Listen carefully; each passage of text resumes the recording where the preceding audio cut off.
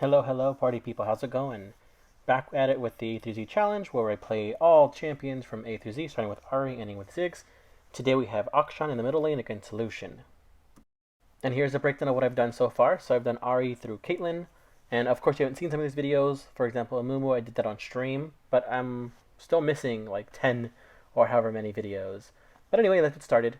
While the game, ramps up, I'm gonna go ahead and do a quick rundown on Akshan's abilities. So Akshan's passive is a big one. He can shoot either once or twice and get a movement speed bonus. Whenever he shoots you 3 times, he does extra magic damage. That's a big mouthful. I left a paragraph there so you can look back and take a look at it if you want to. His first ability is called Avenging, where he throws a boomerang and every time it hits an enemy or a champion, it extends its range. His second ability is the ability everyone hates, in which he can revive his allies if you kill them. It's called Going Rogue. Every time you kill or every time an enemy kills an ally, that enemy becomes a scoundrel, and Akshan gains bonus movement speed towards them, and when he kills him, he gets extra gold. That and the fact that he can stay invisible as long as he's near terrain or the bush is pretty OP. You'll notice here, I experiment with it. I'm not comfortable with the range of his auto attacks and his camouflage being almost the same, so it tricks me a little bit of times. I get caught off with my invisibility when I walk into an enemy's point of vision, so it's funny. And lastly, his ultimate. It's a long range targeted attack where he charges 5 shots over 3 seconds. He can press it again to release it early if you want to. Plus, the enemies can hide behind minions and turrets to block those shots. So be mindful of that when you try out Akshan. Anyway, this specific portion of the game, you'll notice why map awareness is so important. I can see Camille flashing back and forth on her raptors. She has 2 options, and when she hits the Scryer's Bloom, you can see that little animation of extra light blue on my river. Either means she's going to gank me because I have no wards, or attack Yi because he's walking in there blindly. I walk towards Yi to make sure that he doesn't get ganked, and look, she was right on my bush. She was ready to gank me. However, I turned this around on her because Mash Yi, this worked out in his favor because he wasn't really paying attention, but I was, right? So she flashes, I flash. I'm going to go for this kill, make sure I get it. So I have my ultimate. I'm going to walk back from Lucian to get out of his auto attack range, ult him, and that's a double kill for me. All of that specifically because I was paying attention to the map. Walking back to lane, I see Karma and Camille having a little fight down in the river by the dragon, so I'm going to try to see if I can help her out. Also, try to experiment with my second ability, my rogue, and you'll see that there's a red ward I didn't notice, and I walk right into Ezreal, and he just pops me. He's doing so much damage at level 4. I was so surprised by this. Thankfully, I get a really nice repel there, and kind of get out of there pretty safely.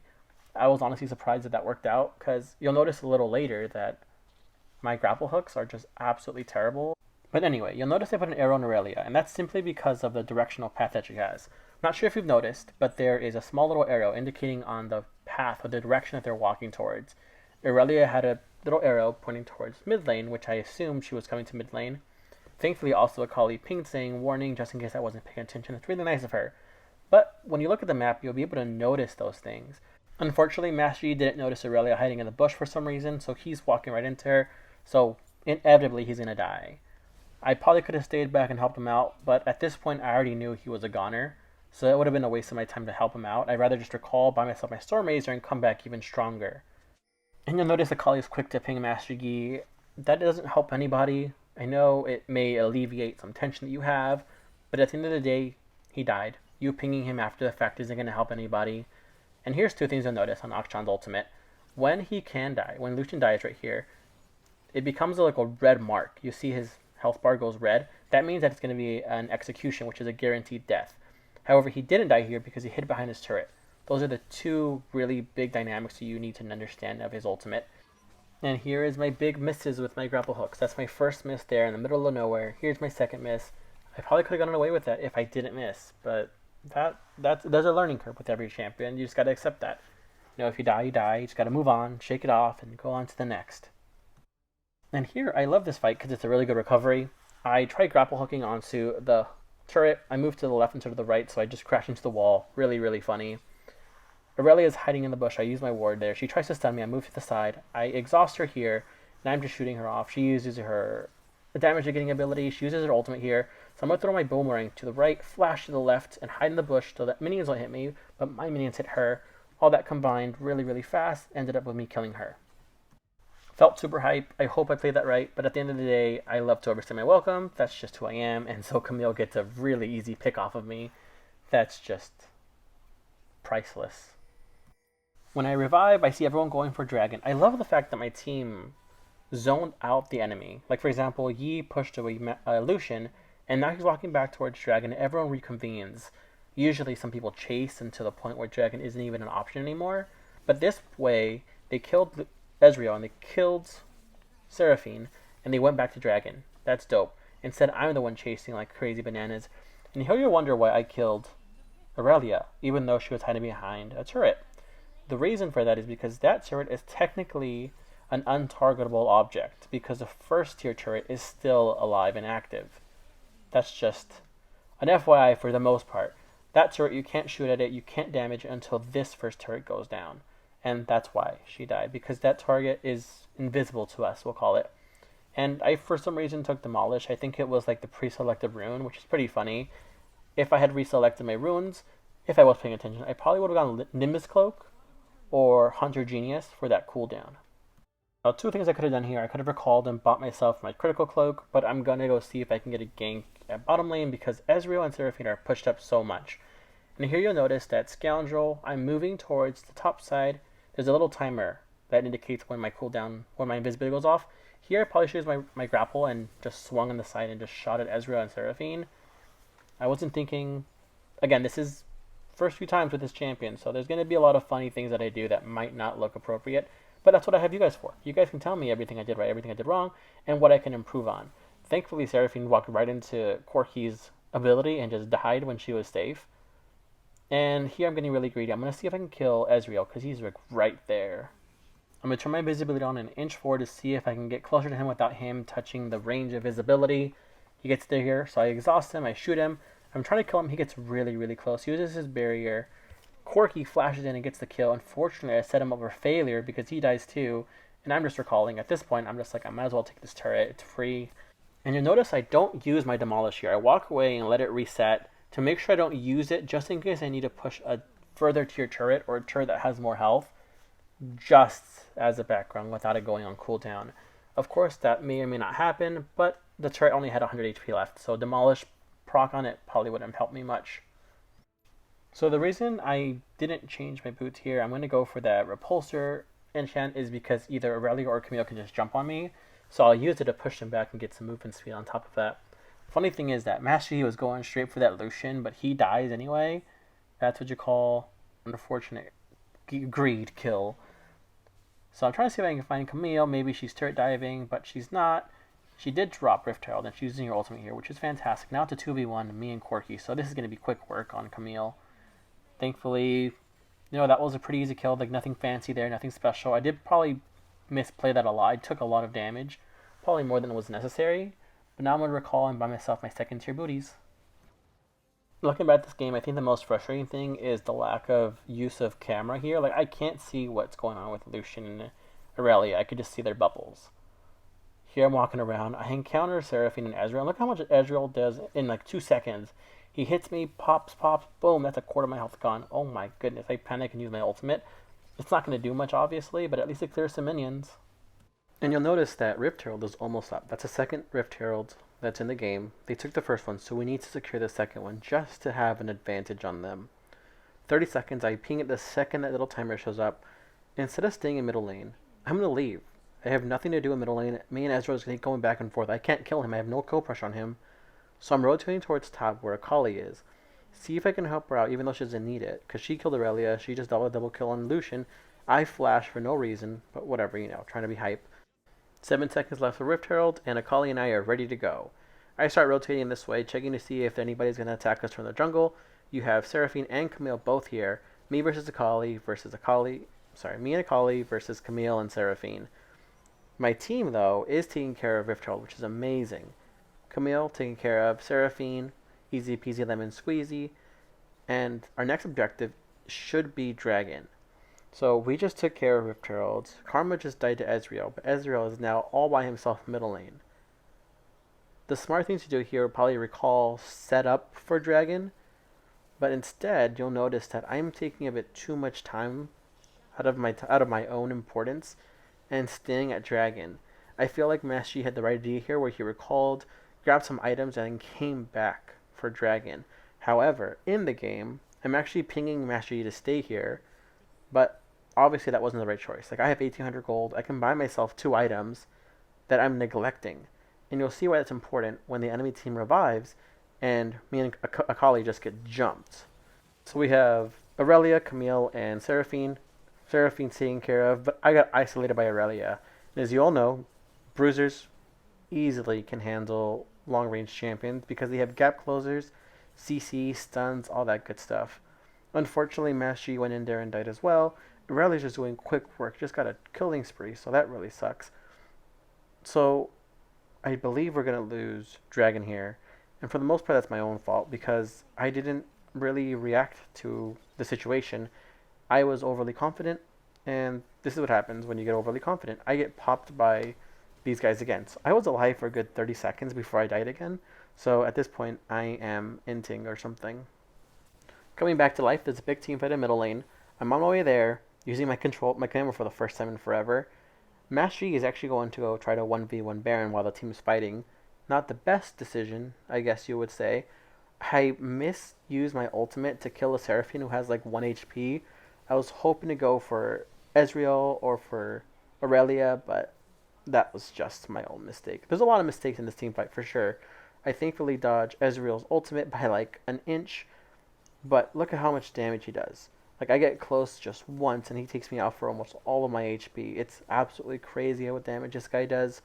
And that's my own fault for getting a little bit too cocky and close. Thankfully, a colleague catches onto that and just destroys Ezreal faster than he can kill me. Aurelia's almost dead, and a colleague just goes in even with less health, gets a double kill. There's another mistake on my third ability. And Camille comes out of nowhere from behind us. And, I was thinking about maybe rotating her and attacking her, but I see my minions going for the second tier turret. And there's already 4 of us here. I'm just going to try to see if I can get the turret as opposed to chasing a Camille, and that's a 4th person on her. There's Seraphine. The other thing I could have done is probably recalled and grabbed my Blade of the Ruined King. But, I don't like to spend money. That's just not who I am. I actually get out here in a really clutch use of my third ability and got away from Seraphine's ultimate by the nick of time. And after escaping that, I probably should have recalled, but I see just so much gold hanging around in both middle lane and Baron lane, so instead of recalling, I make my way towards Baron lane and take care of all of those minions. More gold for me not to spend, right? But really I should spend gold more efficiently. So when I recall, I buy my Blade of the Ruined King and I buy an Executioner's Blade to make sure I cut off some of the healing that the enemy team has. I think the biggest problem I have with Akshan is his range of auto attacks. I feel like I overestimate how far he can shoot his auto attacks. For example, right here, I'm walking right up into Lucian's face, and I get really, really close to the enemy team as opposed to staying my distance. And because I didn't stay my distance, I got absolutely destroyed. I got hit with everyone's ultimate. I got ignited, so even though Karma gave me a shield, I still died at the end of the day. That was really terribly played by me, but at the end of the day, I don't really know how to use Akshan, so, I'll eventually grasp how to use him and where to place him during team fights. Once I come back, I move towards Baron lane because that turret is really, really low. I see Camille is fighting a bunch of my allies, so I try to help them out. I target Lucian because he's a squishy with my ultimate, and thankfully I actually managed to kill him. I managed to dodge Seraphine's ultimate there somehow, and after I complimented myself using my third ability, and there I go messing it up again. I'm telling people to retreat from Seraphine and Aurelia, but they don't listen, which results in both of them being dead. And here's a really great use of my Repulsor enchantment, where I pushed off Aurelia, gave myself a big old speed boost, made my way towards Dragon to help out Master Yi, although he doesn't really need it, just in case Aurelia and Ezreal decide to rotate onto Dragon. In this case they didn't, which is nice. We got a free Dragon. And now I'll talk about itemization, which is really important. So you can see Akali has Merlinomicon, and I have Executioner's Blade, which cuts off healing, grievous wounds, right? On the enemy team, not a single person has built that. But you have Camille, who has Blade of the Ruined King and Divine Sunderer, Aurelia, who has the 2 same items, Lucian, who has Blade of the Ruined King, Seraphine, who has heals, and Ezreal, who has Blade of the Ruined King. So everyone has lifesteal, but we have ways to cut it off. We have a lot of lifesteal as well, but nobody on the enemy team to cut it off. Why is this important? Well, in big team fights, especially at endgame, you're going to have a lot of damage being done, and we can cut off the healing from that damage being done. So you'll see in this team fight in the middle lane, we take a lot of damage, but we can also recover from that damage being done. This also means that the enemy team cannot recover a lot because we have ways of cutting off their healing. You'll see that Karma and me go really, really low. I shoot Aurelia with 3 of my auto attacks, or with my ultimates, and I healed about a quarter of my life. Karma is almost dead. We cut off Aurelia's healing. Karma had a flash out of there, and look, I'm almost back at full health just from auto attacking people. It's just so crazy how small items like that can make a big difference. Grievous Wounds is really undervalued, but when you realize the big impact that it does in your games, you're going to want to reconsider buying that. A lot of people decide not to get it because it doesn't do the most damage, right? But at the end of the day, it doesn't matter who can do the most damage if you can't live long enough to deal it. Unfortunately, Karma died trying to defend against Camille. It's expected. Camille can 1v1 enchanters and ADCs pretty easily in the middle and the end game if you don't have a way of getting away from her. And Camille is just a menace. Respect to people who know how to play Camille, because I've tried her and I'm just horrendous at playing her. Although when people are good at her, they're really, really good at her. Anyway, I am pinging that dragon is almost up. That's Elder Dragon, the one that gives you executions after a percentage of health is down. Master Yi was at Baron lane for some reason. Unfortunately, he goes down. But you have Aurelia and Lucian at Baron lane. You just saw Ezreal pop up near Baron. So I'm saying, let's ignore Baron. Let's go for Elder Dragon. For 2 reasons. 1, it's uncontested. We already know they're going for Baron because he killed Master Yi there, and a lot of them were already there. 2, we can just trade off. They take Baron, we take Elder Dragon. When it comes to a team fight, ours can do an execute, they do more damage. But we know we can pop off really easily against them. Unfortunately, Karma goes down. Akali's trying to stall them as much as she can, and she does, up to the point where we actually take care of Elder Dragon, and she survives. Now we recall, and it's between Elder Dragon push versus Baron Nashor push. A third reason would be that we have 2 dragons, so we get enhanced dragon abilities, which is really nice. But Baron push is really, really strong. The only benches we have right now is our execute and our extra damage. So we see 3 of them are going to push middle lane, which is expected, right? They have Baron, might as well push and not lose the buff.